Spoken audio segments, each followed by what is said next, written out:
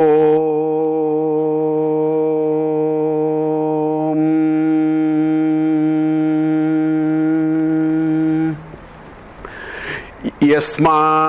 jatam jagat sarvam yasmin eva praliyate yenedam dharyate chaiva tasmai jnanatmane namaha Ishvaro gururatmeti murti beda vibhagine vyomavat vyapta dehaya Dakshinamurtaye namaha Taittiriya Upanishad Maya Charya Prasadataha Vispashtartaruchinam hi Vyakyeyam Sampraniyate Om Sahana Vavatu Sahanau Bhunaktu Sahaviryam Karavavahai Tejasvinavadhitamastu ma vidvishavahai Om Shanti Shanti Shanti.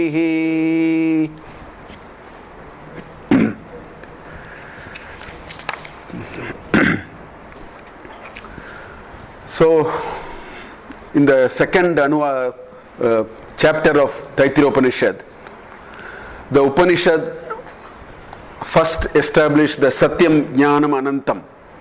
That concept was established. And the Upanishad, it appears, is proceeding towards the next idea, which is Yoveda Nihitam Guhayam. One who understands that in the cave of his heart. So now there is a journey towards the cave of the heart. That is where this Upanishad is taking us now. And as part of this journey, so Yoveda Nihitam Guhayam seems to be the reason why this Panchakosha is now being argued. This five-layered individual. So that is where we are. We are looking at the Panchakosha Vivaranam, in which we saw the Annamaya Kosha last week. Quickly we saw some of the issues on that. So basically, the logic in the Upanishad seems to be, it is proceeding by peeling one layer at a time. That is how it is moving. One step at a time, it actually seeks to remove. And the basic reason for that is the Atman himself or herself, whatever. In fact, the Atman itself, I should not say himself or herself, the Atman itself out of avidya has created the five layers. So only by removing that it can be seen again. Just as ignorance is what makes a rope look like a snake, until we put a torch, switch on the light, go near it, and finally come to a conclusion, this is not a snake, it is just a rope which is sort of curling in the same way. A gentle wind is accentuating the effect that we are for sure it is a snake. So in the same way, the Atman is in avidya. So this whole journey is to provide a basis in which we challenge this ignorance for ourselves. So that is how this whole thing proceeds. Now, I do not know if you remember, I actually made this reference some time back. In the Vedantic tradition, there are 2-3 powerful frameworks used to discuss. Our normal method of things don't work. So in the Vedanta, they take slightly different kind of a framework. What is interesting to see, all those frameworks are used here. I want to point to it before we go further. I talked about 3 of them. 2 of them, so it is here. There is this Tatastha Lakshana. This is a very famous framework. Where is somebody's house? You first show the tree. oh, you see that coconut tree, or you say that green color something. So we are not actually showing the house, we are showing a green color. In order to point to the original, we point to something else. And by pointing to something else, we first go closer to the reality. This is what we do. Who is that person? This person with the yellow shirt. So you are not talking about the person, he is talking about something outside of the person. Yet we are able to go near. This is what I mentioned as Tatastha Lakshana.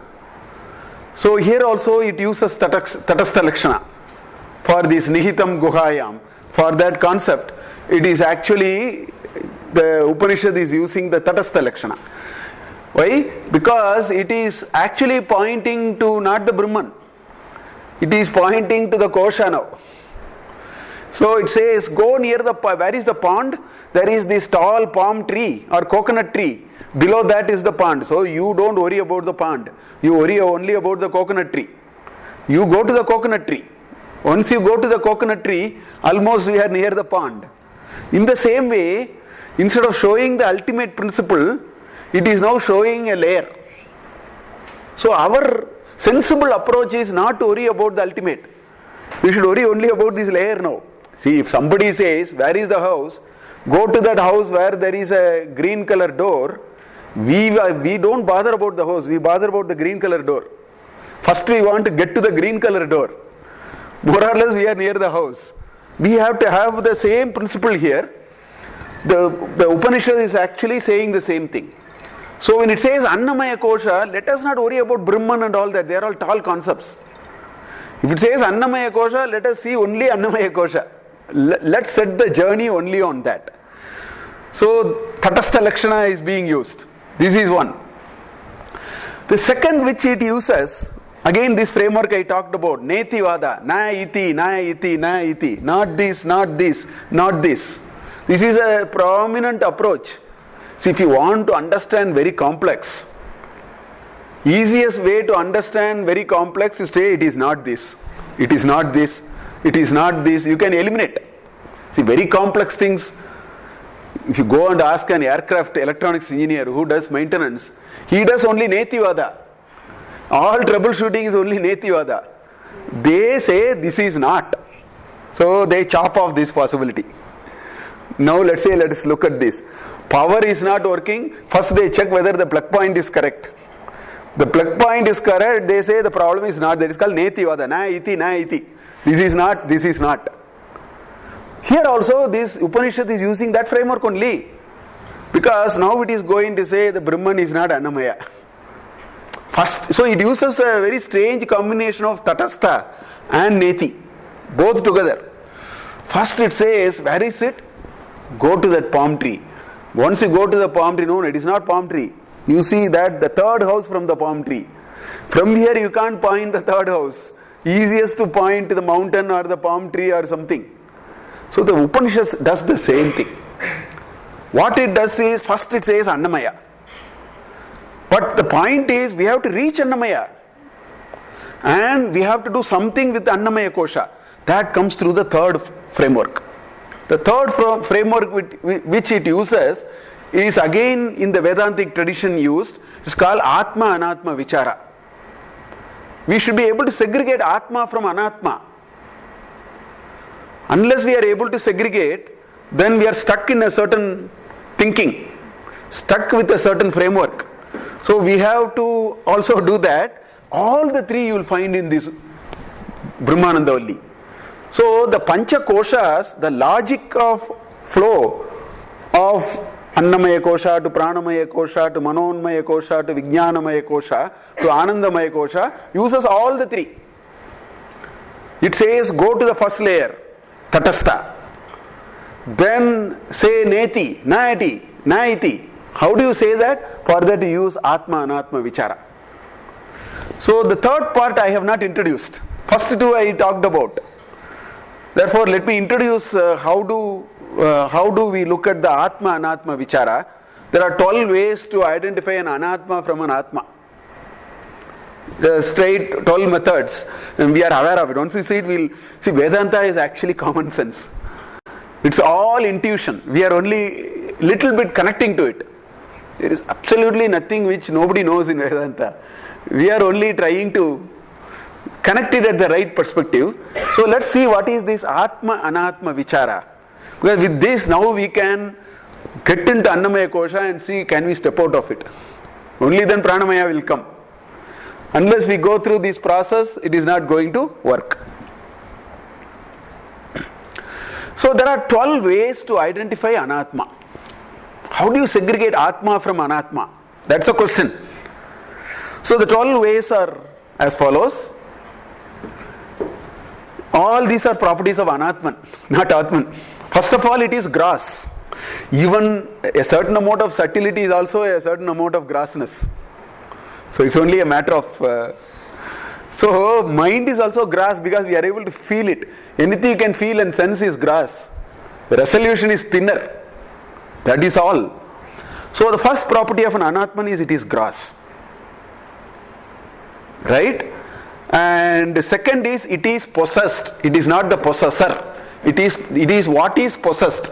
So somebody takes it, which means you will have to leave it also. So if somebody takes something, simple logic says one day or at one time, either voluntarily, involuntarily, forcibly, whichever way, what is possessed will become dispossessed. It will happen. Sukha and Dukkha are all Anatman. Anatman is all that which you can feel, which will fall into all these. So Sukha and Dukkha is what is possessed. They are not the reality. The mind cognitively maps something called Sukha. The mind cognitively maps something as Dukkha.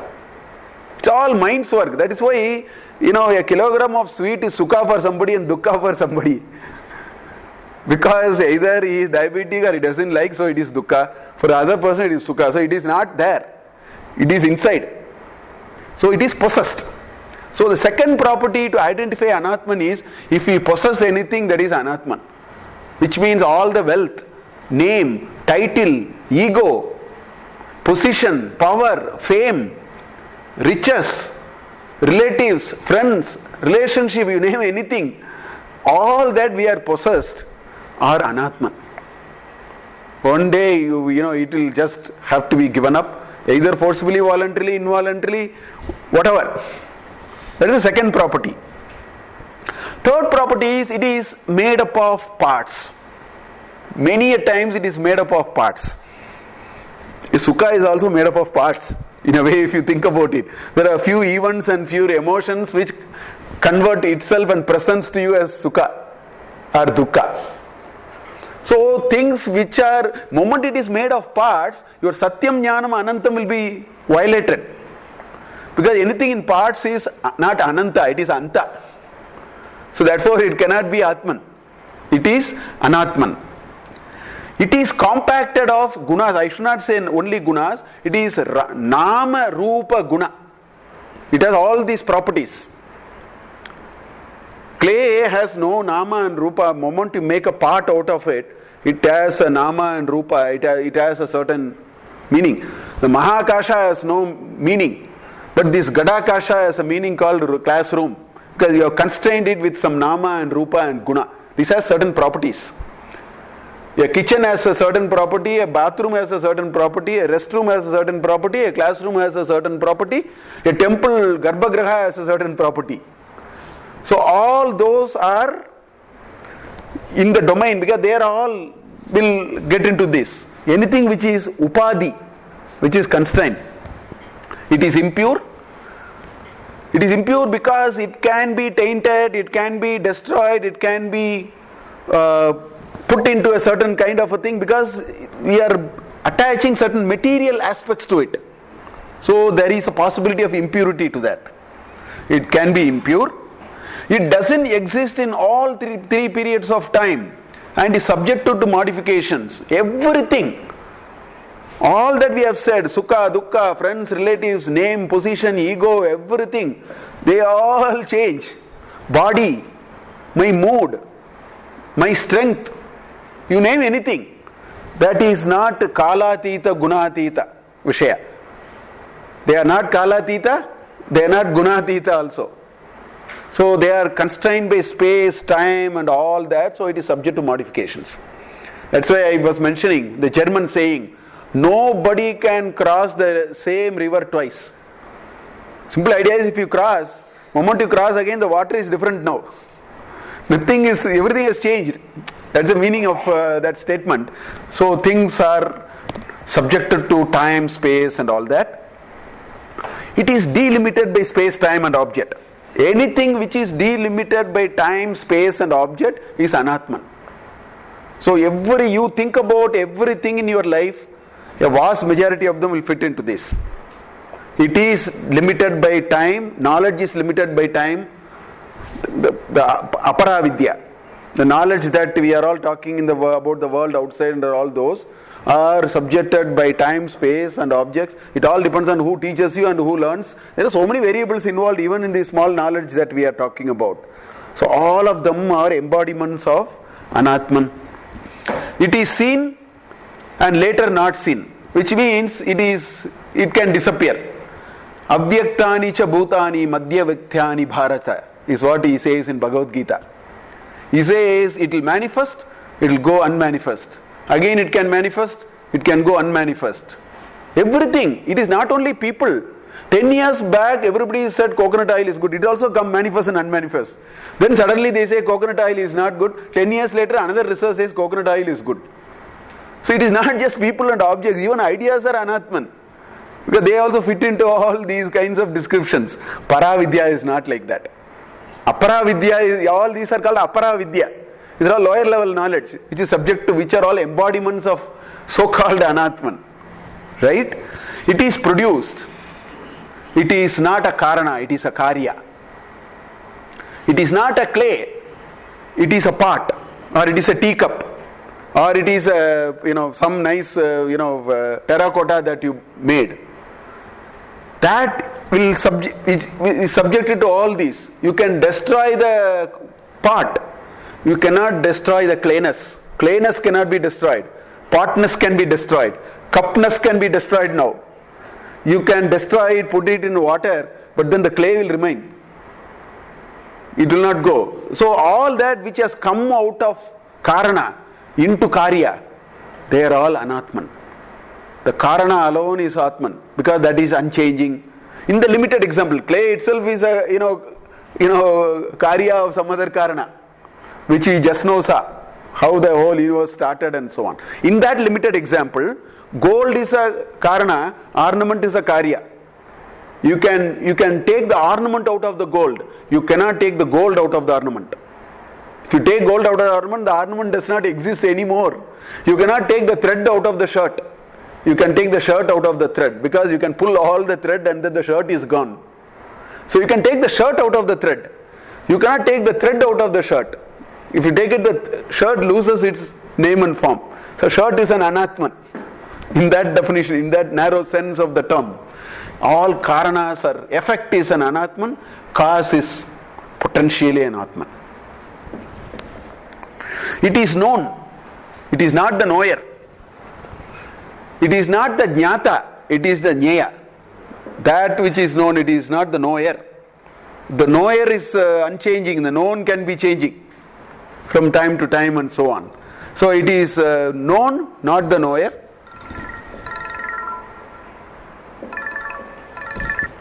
Somebody repeatedly calling. Third time I will take if there is something. It is ruled and not the ruler. It is not the Ishvara, but it is one on which lordship is exercised. It is not the Lord itself.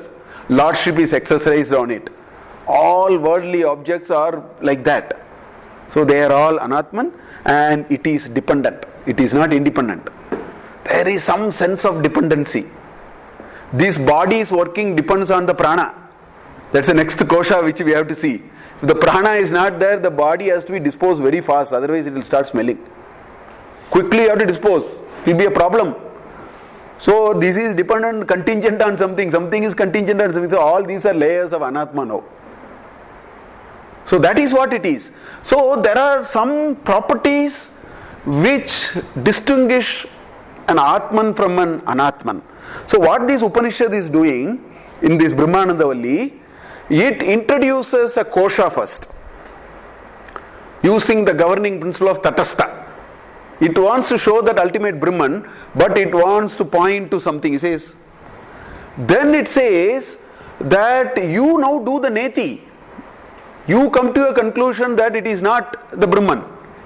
In order to do that, the Atma Anatma Vichara will be useful. So we have to subject this idea that we got. Last time we said, Eto onnara samaya, tasya pranaye vashira, all that we saw.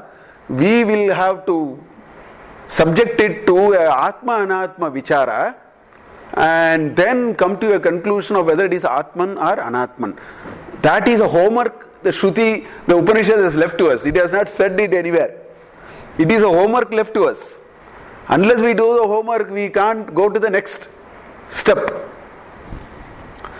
Another thing, in all these 5 mantras, we just saw the, last week we saw the Annamaya Atma. In all the mantras, you will see one mantra. Yennam Brahma upasate. That is, Yaha Annam Brahma upasate. That is one that you see.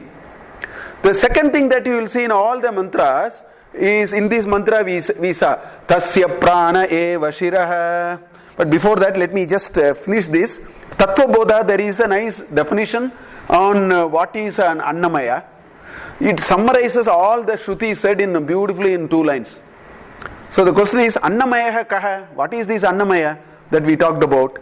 It says, Anna rasena eva, Anna rasena eva bhutva. It finds its existence, birth through Anna rasa. Anna rasena eva bhutva. Anna rasena eva vriddhim prapya. It grows only because of Anna rasa. Okay? And Anna rupa prithvivyam yad viliyate. That finally merges back into the Prithvi, which is Annamaya. That is called Annamaya Atma.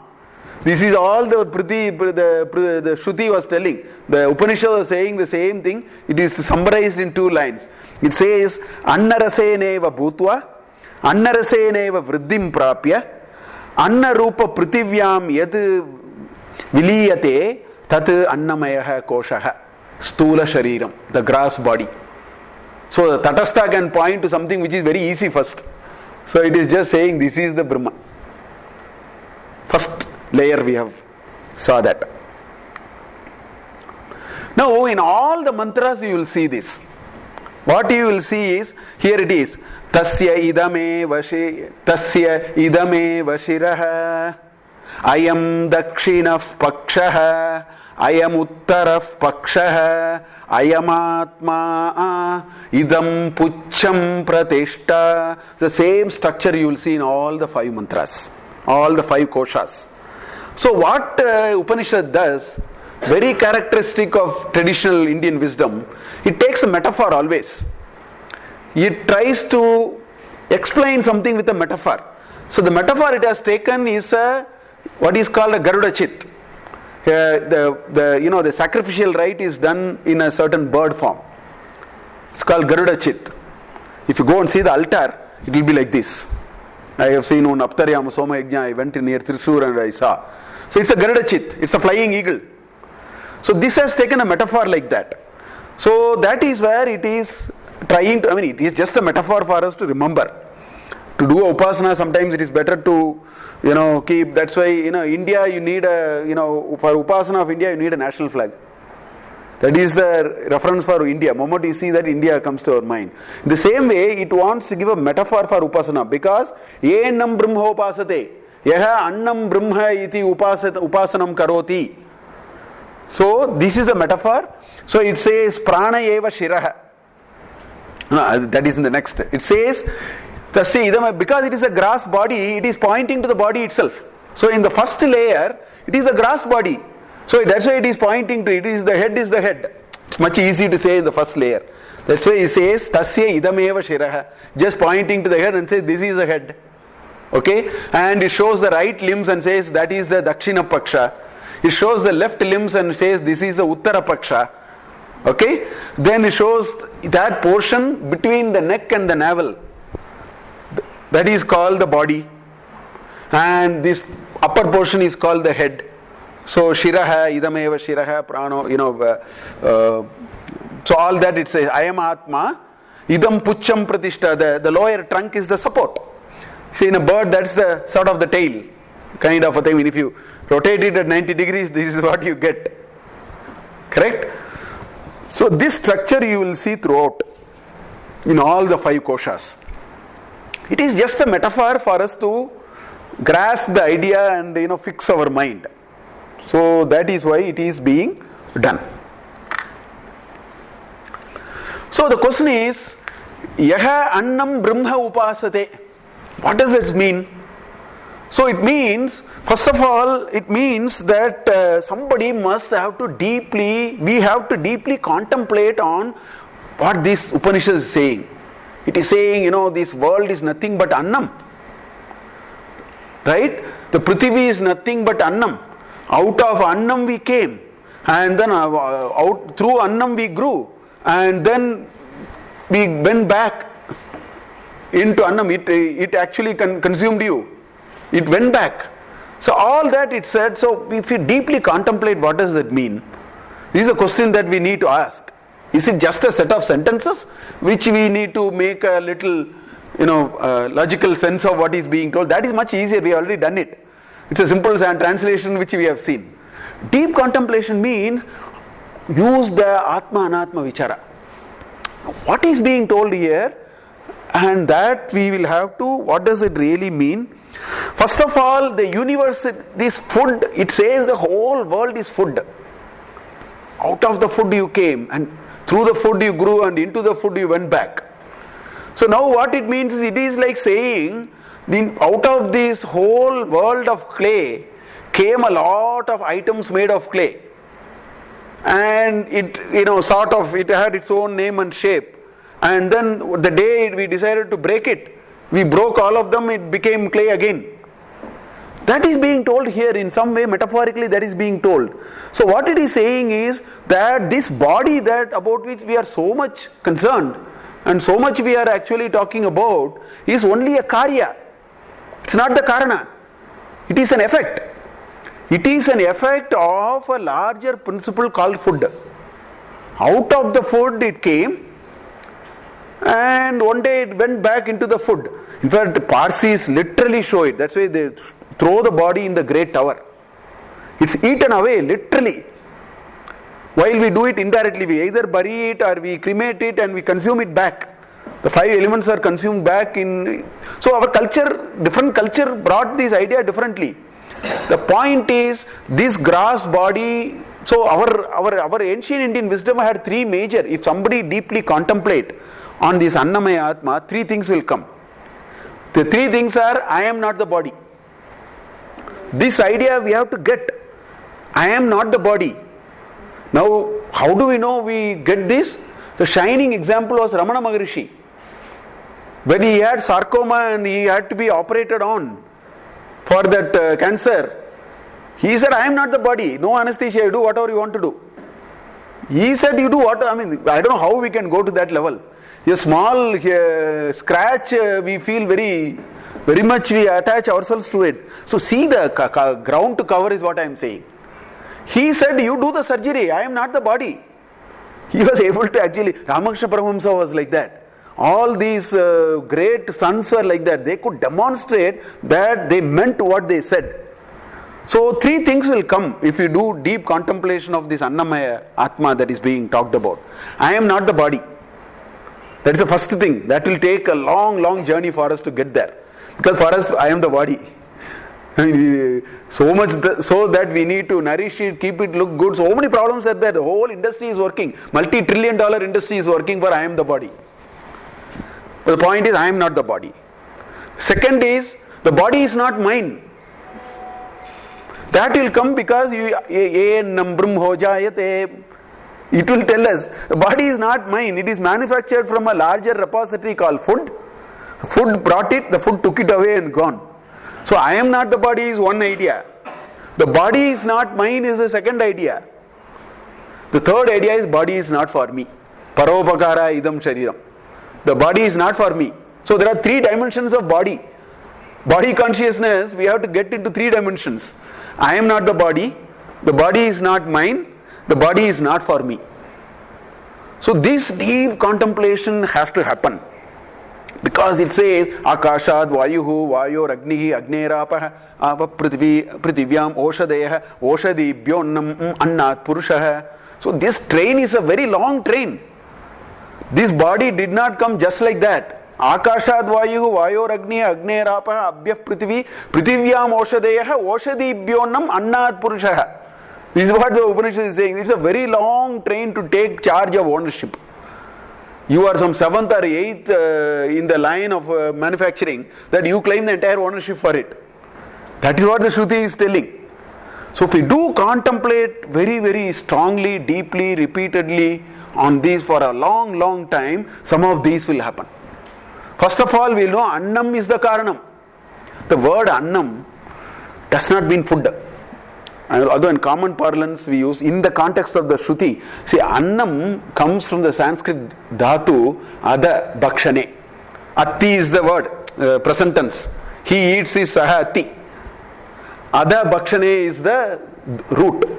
So anything which is in the context of eating is called Annam.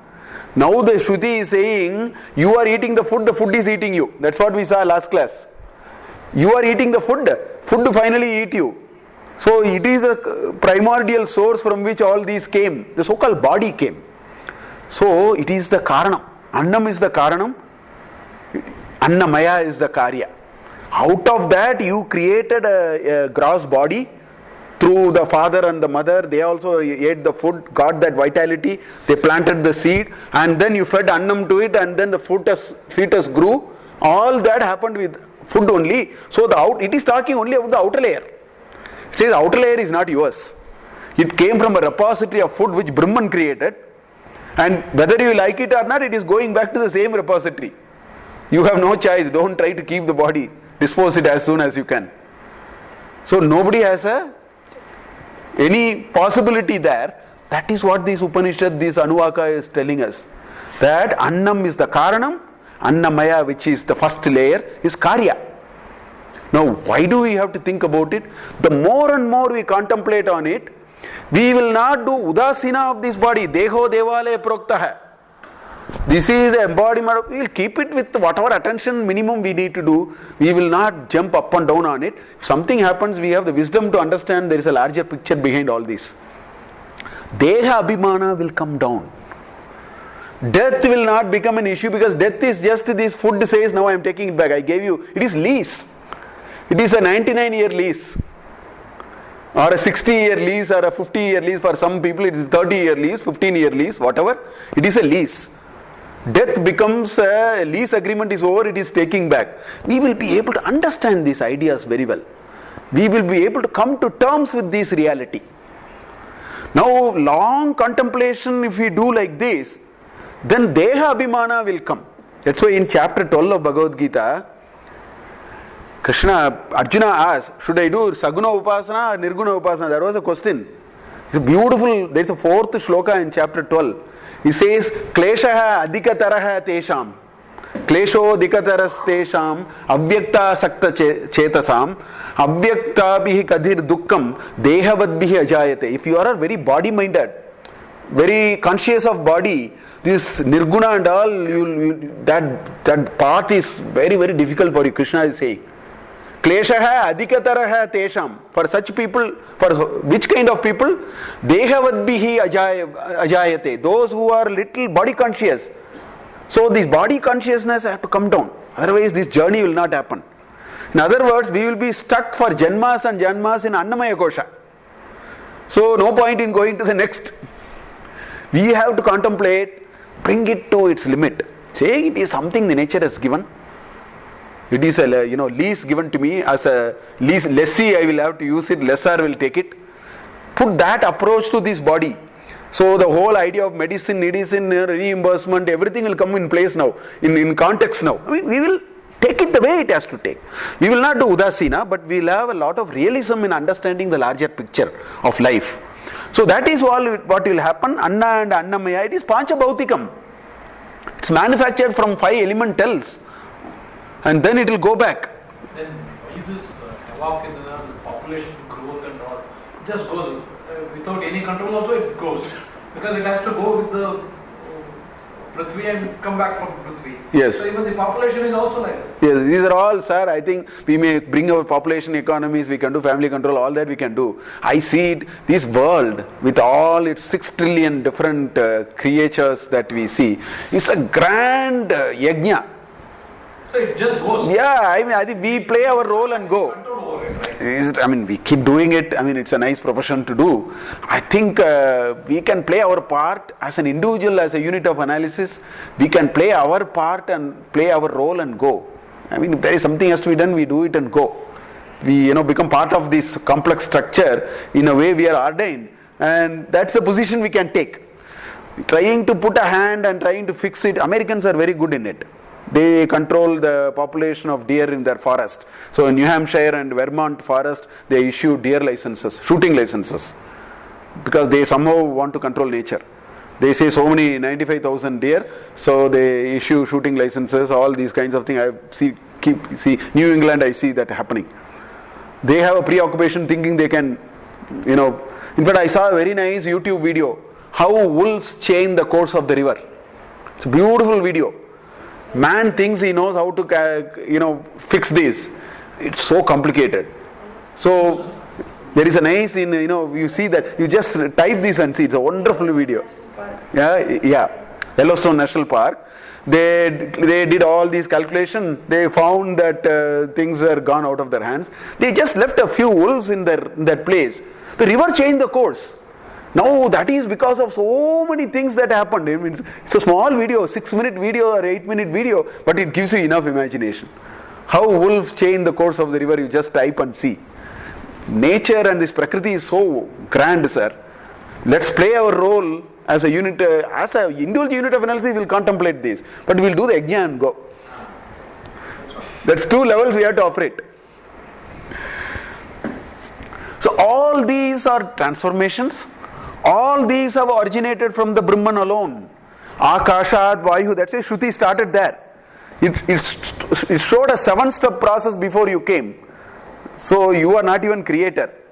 It is 7 degrees away. So all have come from Brahman. These are merely names and forms. This thought will engulf us. If we just read this Anuvaka and repeatedly ask, what is it pointing to us? What is it telling us? The Upanishad is wanting us to do that. That's why it says, Yaha Brahmam, Annam Brahmam Upasate.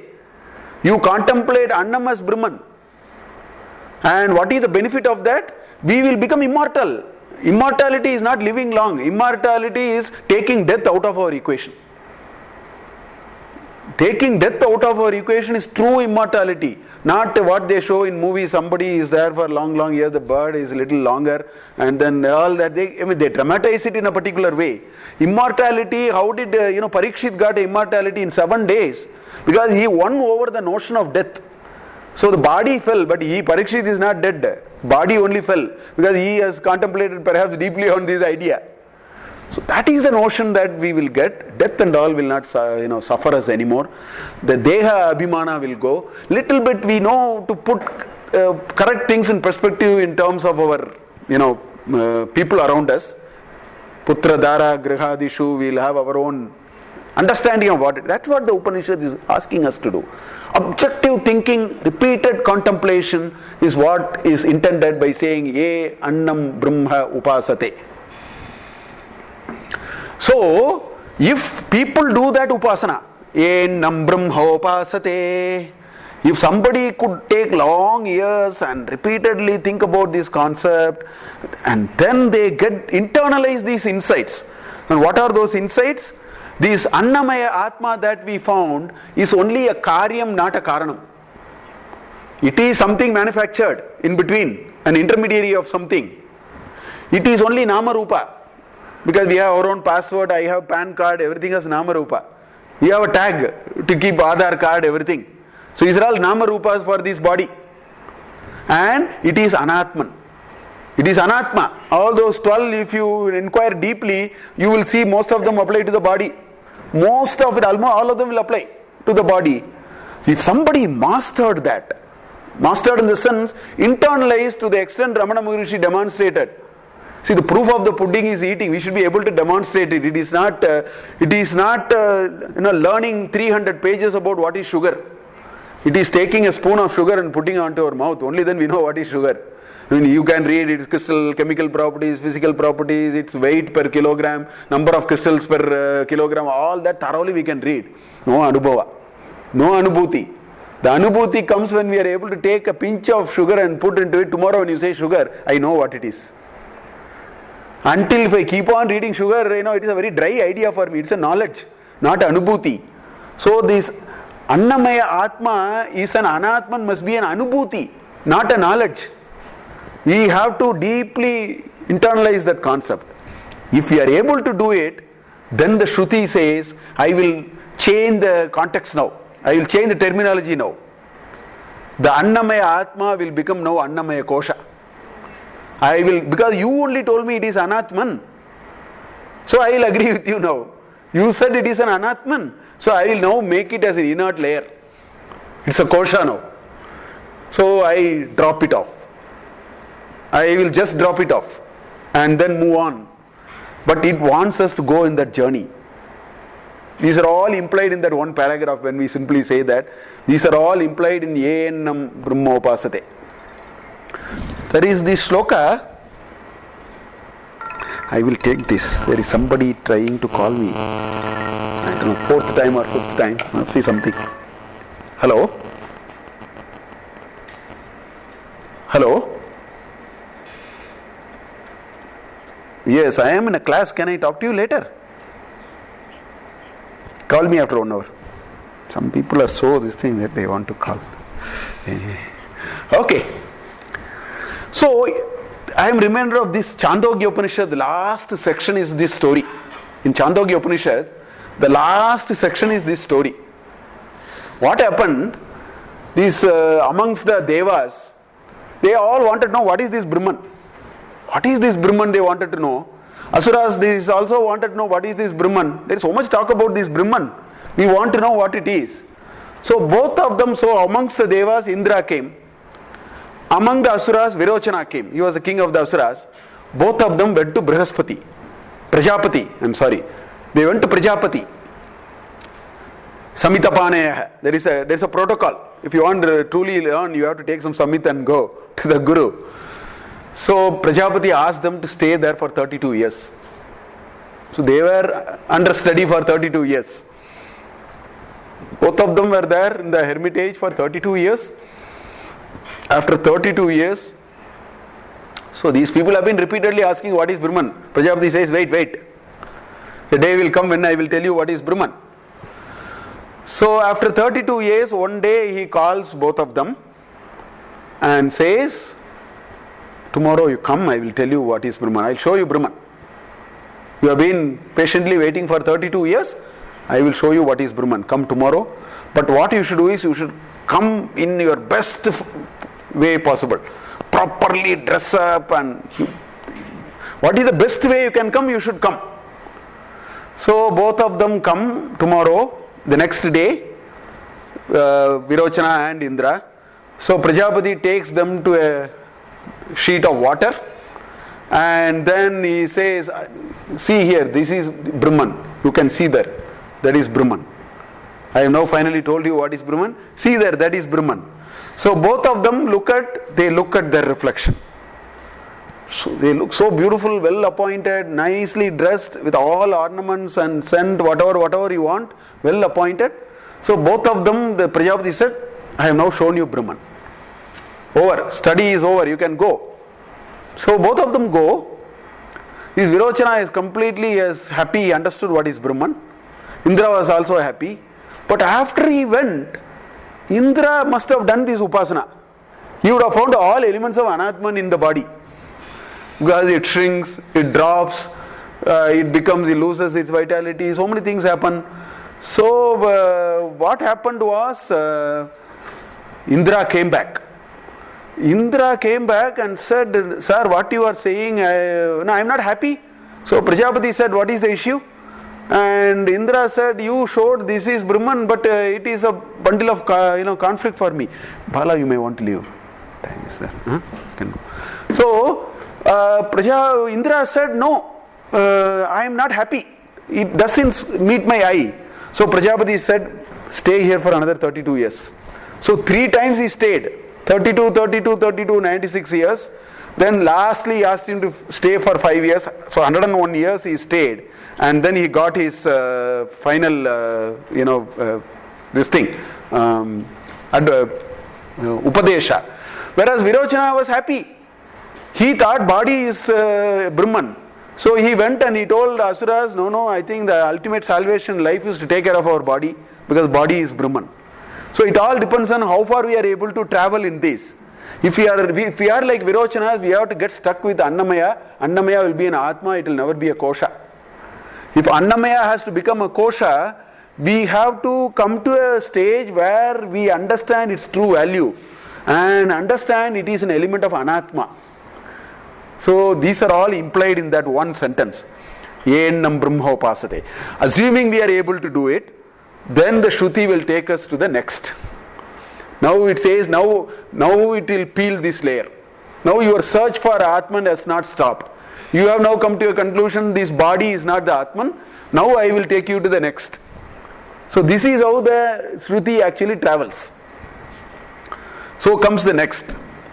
Tasmad va yetasmadannara samayat anyontara atma pranamaya tenaisha purnah sava esha purusha vida eva tasya purusha vidhatam anvayam purusha vidah tasya prana eva shirah vyano dakshinah pakshah apana uttarah pakshah akasha atma prithvi puchcham pratishta tadapyesha shloko bhavati pranam deva anuprananti manushya pashavaschaye prano hi bhutanaamayuhu tasmaat sarva yushamuchyate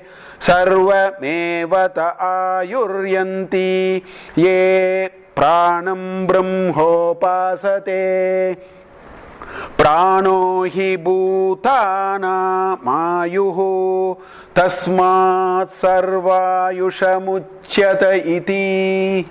You will see the same pattern in all the 5 mantras. The same idea is told twice. There also it said, annam aushadam. Then it again said, ye nambram hojayat pasate. Then it said the same thing. Here also it says, ye pranam brahmo pasate. And then it repeats the same mantras again. This is one structure you see. The other structure you see is those bird-like structure. You see all those uttara paksha, all these are there. So this is just a metaphorical way of introducing the idea. So anyway, we will see the meaning of that now. So we will see the first part, what it says. Tasmad va yetasmad annarasamayat. Tasmat, it's a Panchami Vibhakti, so apadana. So apart from that, tasmat vai, right, it is sandhi, it becomes va actually. Tasmat vai yetasmat annarasamayat. From this it points to the previous discussion, which is annamayatma. That's why it says annarasamayat. From this which I pointed you, which is annarasa, which is annamaya rasa, made of annarasa, there is something other than this. Because Panchami Vibhakti is apadana. It is out of that, beyond that, from that. Right? So it says, etasmat vai annarasamayat. What does it say? Anyaha antaraha atma pranamayaha. Anyaha, it is different from this. Antaha, it is inside. Now it is one layer inside. It is one layer inside. First of all, I showed you the Annamayam Atma. Now I am telling you, now that you have recognized it is no longer an Atma, it is a Kosha. Now I have a responsibility to take you to the next. Now in the Tatastha, I have to take you to the next now. You have come up to the palm tree. Now I have to say the third house. That is the next journey now. So therefore it has to now, since you have recognized this is not what you are looking for, now I will tell you, other than this Annarasamaya, which is the Annamaya Atma, which you now call it as Annamaya Kosha, Anyaha Antaraha Atma Pranamaya. There is one more is there, which is Pranamaya. They are all Maya Pratyaya. It is nothing but made of prana. Pranamaya. Tena Yesha Purnaha. So this so-called this grass body which I pointed you, that is filled by this fellow now. That is what it is saying. Tena Yesha Purnaha. That is being filled by this. I mean, that is logical. Air, is like a balloon. No? The body is like a balloon, sort of. It fills. The shape is filled. I mean, it doesn't bloat. For some people it may bloat, but we are not talking about that. We are saying the air fills. So, Tena Yesha Purnaha. That is, it completely occupied, it fills that. So, the second layer is called Pranamaya. That Pranamaya fills the first layer. First layer is this grass body which I showed you, Stula Sharira which I showed you. It says Tena Yesha Purnaha. Sa vai Yesha Purusha Vida Eva. Verily, why is indeed, right? Verily, this is like that only. In many ways, this is like that only. Sa vai Yesha Purusha Vida Eva. Tasya Purusha Vidatam, like what you saw in that, in the same way only it is. I mean, that is told to bring that bird-like structure. Correct? Now, the question is, how can you say Pranamaya is exactly like Annamaya? Because this is grass, that is a little subtler. So, one of the argument which people make, and that is, if you have a mold, whatever you pour in the mold will look like the mold only. If you have a mold, there is an enclosure. Whatever you pour into the enclosure will take the shape of the enclosure. So, in that sense, we have to understand this. Because the defining, limiting portion is this, which is the, Annamaya Atma. So, anything you fill into it will follow the same contour in some sense. So, you have to take it in that sense actually. So, it is like that means, it flows into that contour only. Therefore, it is more or less looking like that. That is the way we have to understand this. Anvayam Purusha Vidaha. Anu Ayam Purusha Vidaha. Okay? Tasya So, it says Anu Ayam Purusha Vidaha. It follows. Therefore it follows the same way as I have described in the earlier. Earlier I described the Annamaya Atma like a bird, like 5 wings, 5 parts to it. So this also, not only I am saying it is physically like that, metaphorically also it is like that. So that's what the Upanishad is saying here. It says Anu Ayam Purusha Vidaha. So therefore now it is giving the 5 parts. So it says Tasya, this Annamaya Koshasya, Annamaya Atmasya, it is still Annamaya Atma. Annamaya Atmasya, Prana Eva Shiraha. The head is the prana. So this is metaphorical. Like most of the ancient Indian wisdom, it is a certain way to bring the concepts in a nice pattern. So Prana Eva Shiraha, Vyanaha Dakshina Pakshaha, Apanaha Uttara Pakshaha, Akashaha Atma. So it says its head is the prana, its right wing is Vyana, its left wing is Apana, okay, and the space Akasha is not this Akasha, it is the Gadakasha, because now the unit of analysis is the individual, where we talked about Annamaya Atma. Now we are talking about Pranamaya Atma. So it is not this Mahakasha. We are talking about the Pinda, this particular Pinda, not the Anda. So in that space, the space is its sort of a body, because that is the spread of its this prana that which can travel. Correct? Prithvi Pucham Pratishta. The solid matter that is part of it is what it holds it.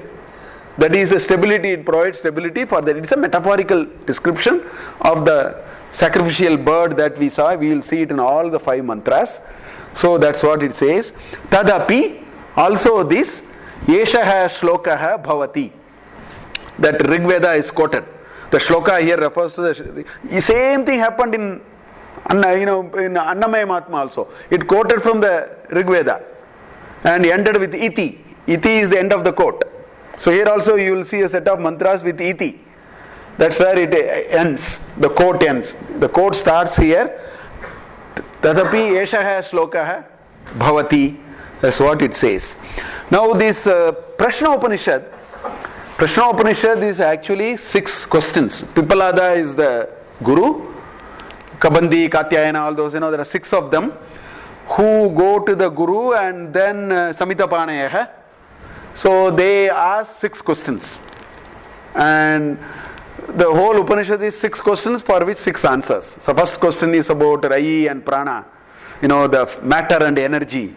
It talks about the world of duality. It talks about Uttarayana, Dakshinayana, day and night, Sukla Paksha, Krishna Paksha. Everything is described in the first Prashna.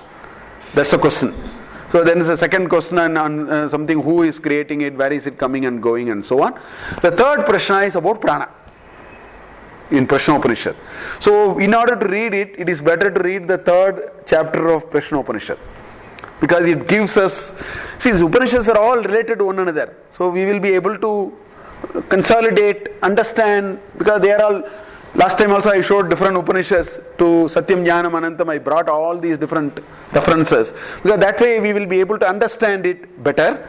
So I will just talk about the starting shloka where this prana became 5. It's a nice shloka actually. The Guru replies, because the one of that Shishya asks, what are these 5 pranas? Why is it, what is these 6 pranas? Like that he asked the question. He gives a good answer for it. We'll see that answer. This is what the Guru says. He says, Yata samradyeva adhikritan viniyungte. People on whom he has control, he instructs.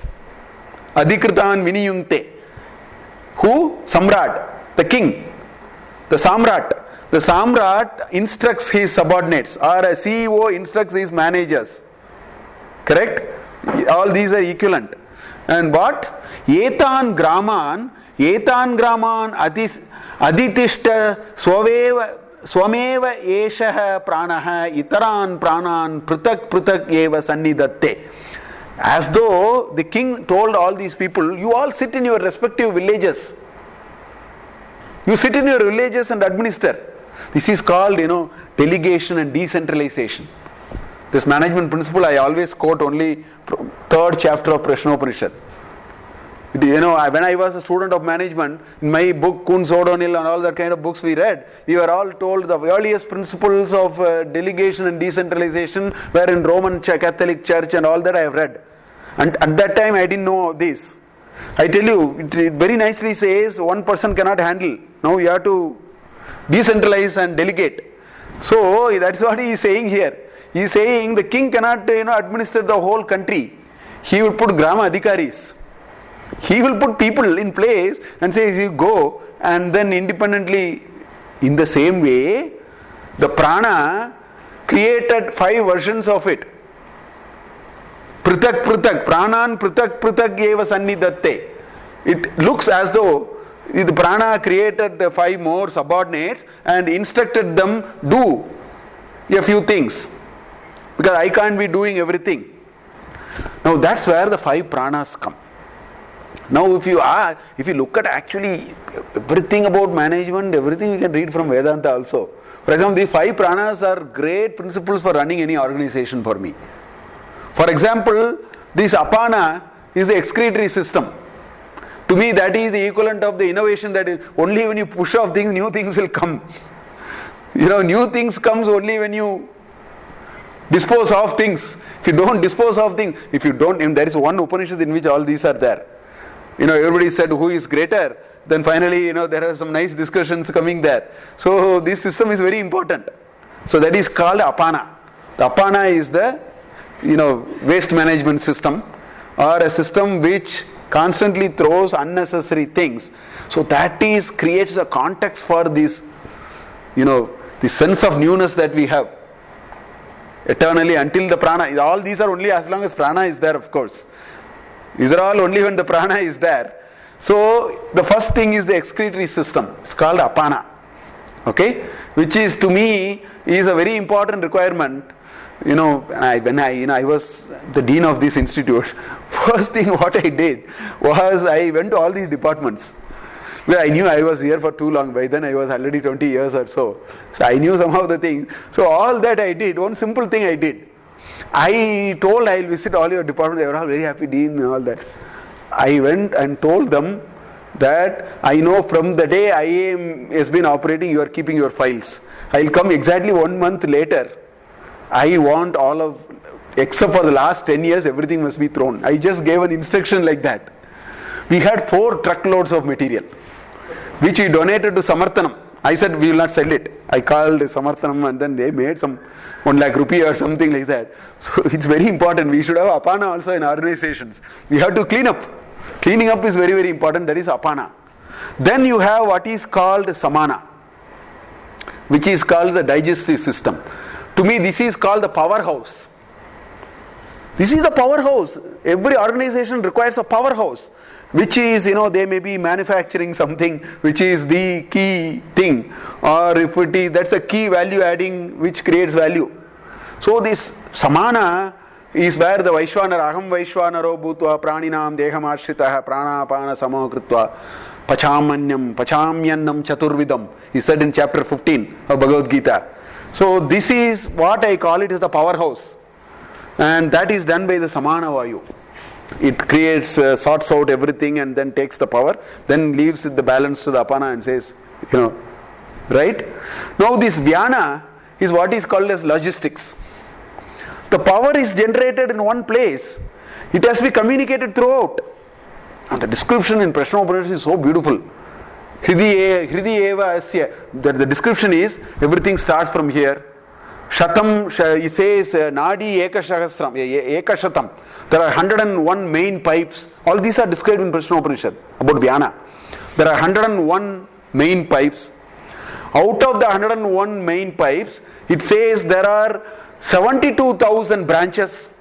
Out of that, another 101, and out of each 101 there is 72,000 branches. It is a Vyana, the nervous system, which is the logistics of this whole organization. It carries the energy from this and puts it to the brain, puts it wherever it is required. Up to the tip of the toe, you need the blood and all that must carry all this energy. That is Vyana. I call it the logistics system which runs this organization. Right? Then you have Udana.